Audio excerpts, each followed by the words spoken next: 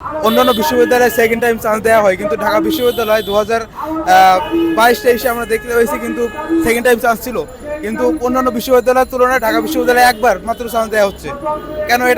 এটা হচ্ছে আমাদের দাবি হচ্ছে সেকেন্ড টাইম আমরা বিশ্ববিদ্যালয়ে চান্স, ঢাকা বিশ্ববিদ্যালয় হচ্ছে চান্স চাই। আমাদের মূল দাবি হচ্ছে আমরা দাবিতে সেকেন্ড টাইম চাই। অন্যান্য বিশ্ববিদ্যালয়ে দেখতে পাচ্ছি যে আমাদের সব ইউনিভার্সিটিতে সেকেন্ড টাইম রয়েছে, কিন্তু দাবিতে সেকেন্ড টাইম নাই। এইচএসসি পরীক্ষার্থী এবং আলিম পরীক্ষার্থীরা আন্দোলন করে জাহাঙ্গীরনগর বিশ্ববিদ্যালয়, রাজশাহী বিশ্ববিদ্যালয় এবং চট্টগ্রাম বিশ্ববিদ্যালয়ে সেকেন্ড টাইম ভর্তি পরীক্ষার সুযোগ ফিরিয়ে আনে, কিন্তু দাবিতে প্রতি বছর আন্দোলন হওয়ার পর কেন সেকেন্ড টাইম ফিরে আসলো না? বিসির কাছে কয়েকবার গিয়েছি, ঢাকা ইউনিভার্সিটি বিসি স্যারের কাছে। বিসি স্যার আমাদেরকে বারবার আশ্বাস দিয়েছেন।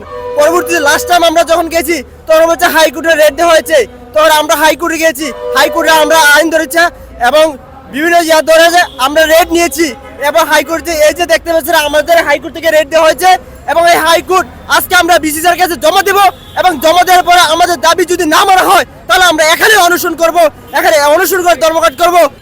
দেশের যে প্রধান ভার্সিটি বলা হয় যেটাকে ঢাকা ভার্সিটি, সেটাতে কেন একজন ছাত্র দ্বিতীয়বার পরীক্ষা দেওয়ার সুযোগ পাবে না? এই প্রশ্ন তাদের কাছে যখন করা হয় এর সদুত্তর তারা দিতে পারে না।